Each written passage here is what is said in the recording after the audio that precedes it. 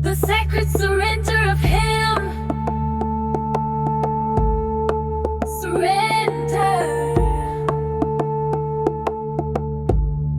surrender, just surrender.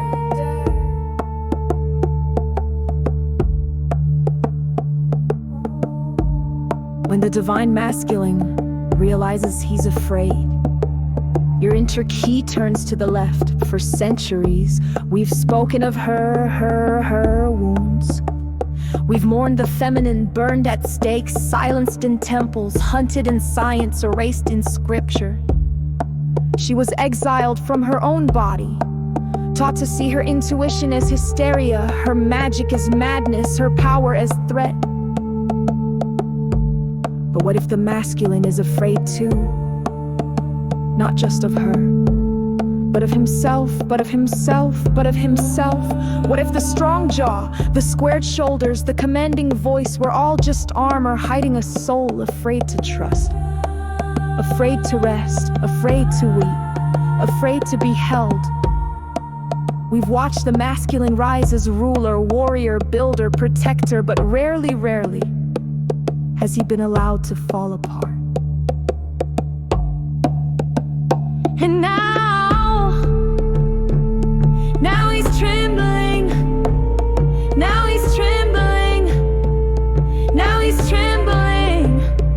Behind the bravado, beneath the pride, there's an ancient terror resurfacing. If I soften, if I let her lead, will I disappear?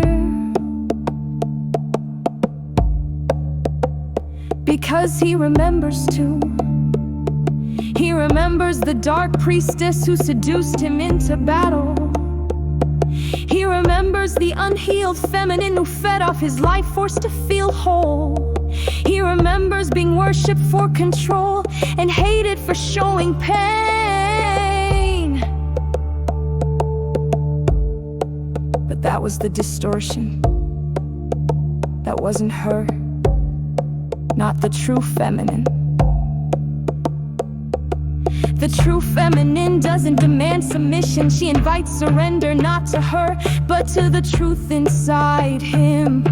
The truth that says, you can lay down your sword now. You don't have to hold it all. You don't have to win.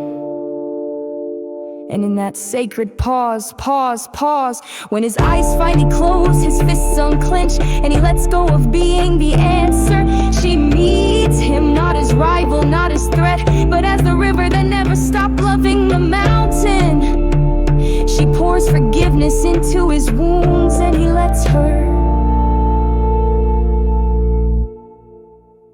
This is the age we are entering, the return not just of the divine feminine, but the resurrection of the divine masculine, who no longer fears his softness, no longer fears his softness, no longer fears his softness. And maybe, for the first time in history, we stop asking, can the masculine lead? And we start whispering, can the masculine trust?